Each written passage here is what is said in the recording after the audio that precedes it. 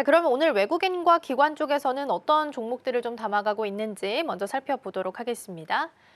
네, 외국인 쪽부터 보시면요. 삼성전자가 1위 종목으로 자리를 하고 있습니다. 그리고 HMM, 알테오젠, 한미약품, 그리고 LS가 자리를 하고 있고요. 기관 쪽에서도 SK하이닉스, HD 현대미포, HD 한국조선해양.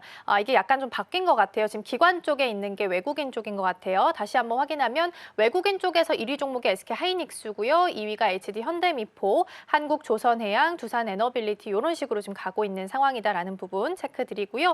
기관 쪽에서는 지금 HMM이 상위권에 있고 알테오젠도 사실 실적이 좀 잘 나왔습니다. 작년 3분기가 49억, 4분기가 508억 원, 그리고 올해 1분기가 지금 836억 원까지 나왔는데 그럼에도 불구하고 오늘 좀 떨어집니다. 전반적으로 제약 바이오가 좀 밀리면서 알테오젠도 한 5.8%, 32만 원 선까지 지금 밀려 있는 상황도 같이 체크되고 있다라는 부분도 함께 좀 챙겨드리고요.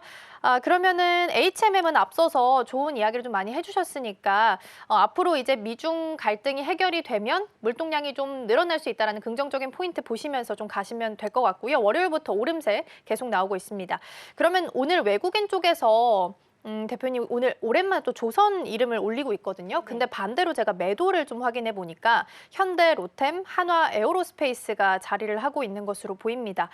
이전에 이제 조선 방산 같이 묶어서 관세에 있어서도 피해 없을 거다 이런 코멘트를 많이 좀 받았었는데 이제 좀 시선이 바뀐 거예요? 어떻게 판단해야 돼요? 우선은 이제 상대적으로 조선방산이 원래 같이 가는 느낌이었는데 오늘 보면은 근데 이제 상대적으로 좀 조선 쪽이 방산에 비해서 좀 잘 버텨주고 그러니까요. 있는 이런 모습들이거든요. 그래서 최근에 이제 뭐 현대로템을 비롯해서 이런 우리가 흔히 알고 있는 방산 기업들이 하락을 할 때는 조선주들이 또 잘 버텨줬던 뭐 이런 상황들인데요. 사실상 지금 방산주들 같은 경우에 조선 대비해서 조금 힘이 없는 이제 이유가 저는 이제 그 종전에 대한 부분들 때문이 아닌가라고 좀 판단이 되고 있고요. 아무래도 이제 또 최근 들어서 이런 뉴스가 하나 나왔습니다. 푸틴 대통령이 앞으로 직접적으로 이제 협상을 하겠다. 휴전에 대한 어떤 그런 가능성 또한 굉장히 좀 높아지고 있는 시기고요.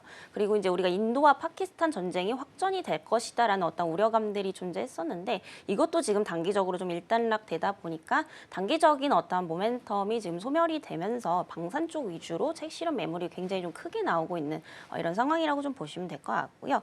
다만 이제 대표적으로 조선 같은 경우에는 오히려 또 호재가 굉장히 또 많이 나오고 있는 상황입니다. 그래서 최근 들어서 오히려 지금 러시아 쪽에 이제 조선업들이 좀 이제 또 협업을 할 것으로 좀 보이고 있는 상황이고요.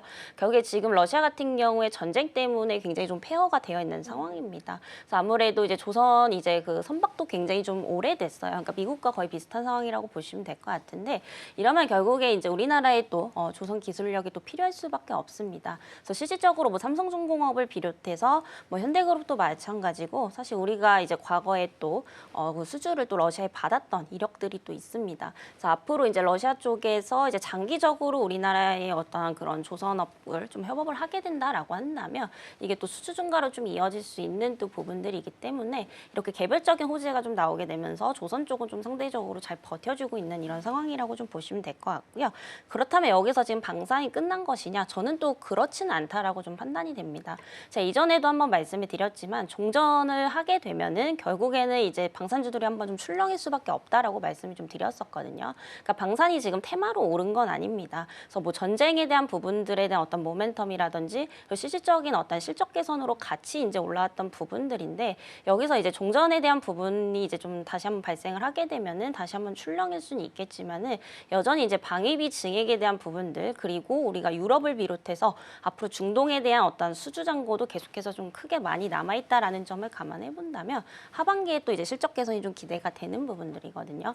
그리고 원래 방산주들 같은 경우에는 이제 상황을 보게 되면 업종 특성상 상반기보다는 하반기가 훨씬 더 좀 좋은 것으로 판단이 됩니다. 보통 협상을 이제 상반기 때 하게 되고요. 이게 이제 실질적으로 숫자가 찍히는 시기가 하반기로 좀 판단이 되고 있어서 우리 이제 방산 관련 기업들도 하반기 실적 여전히 좀 기대가 되고 있다라는 점. 그래서 이제 고점 대비해서 만약 20-30% 정도 더 밀린다라고 했을 시에는 오히려 좀 매수의 기회가 될 수 있지 않을까라고 좀 보고 있고요. 조선 같은 경우에는 여전히 좀 잘 버텨주고 있고 외국인들이 이제 우리 시장에 들어오면서 조선주 위주로 좀 많이 담고 있다라는 점을 감안해 본다면 앞으로 이제 전고점을 이제 뚫을 가능성이 굉장히 높겠죠. 그래서 어느 정도 출렁임은 있을 수는 있겠지만은 이제 추세적으로 여전히 좀 우상향 관점에서 좀 보시면 좋겠다라는 말씀드리겠습니다.